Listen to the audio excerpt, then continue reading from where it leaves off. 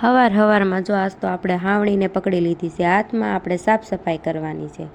અને ફ્રીજને પણ આપણે સમકાવી દીધું. ત્યાં તો લાઇટ વહી ગઈ અને પછી જો આ કપડાં હજી આપણે હુકવવા જવાના બાકી રહી ગયા. આજ આપણે થઈ ગયું છે મોડું. પછી અગાસી ઉપર જઈને બધાય કપડાને દોરીએ ટીંગાડી દીધા છે એક પછી એક.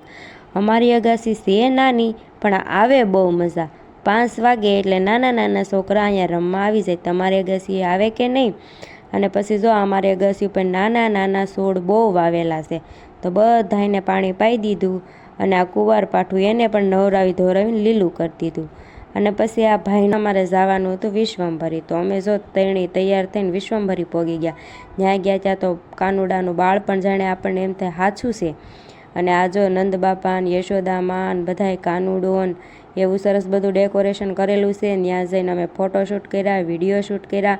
અને ફોટોશૂટ ને વિડીયો શૂટ કરીને થાકી ગયા એટલે વયા ગયા જમવા. જમીન આવ્યા ને પાછા ફોટોશૂટ કરવાનું ચાલુ કરી દીધું. અને આ બાજુ જોઈને જોવું ત્યાં તો ગોવર્ધન પર્વત દેખાય છે. નીચે કાનુડો નાના ગોવાળિયા ને ગોપિયું એ પણ ટેકો દઈને ઊભા છે. જોવાની બહુ મજા આવે હો. અને આ બાજુ માતાજીનું મંદિર છે વિશ્વંભરી માનું. પણ અહીંયા આપણને અંદર ફોટોશૂટ કરવાની મનાઈ છે, એટલે આપણે બહારથી જ બધું ઉતારી લીધું છે. અંદર કાંઈ આપણે ગયા નથી. અહીંયા બહુ જ મજા આવે છે, બહુ આનંદ આવે. અને કાલે છે અમારી એનિવર્સરી, એટલે અમે થોડીક ડેન્ટિંગ પેન્ટિંગ કરીને ફોટાશૂટ કર્યા. તો આજ કમેન્ટમાં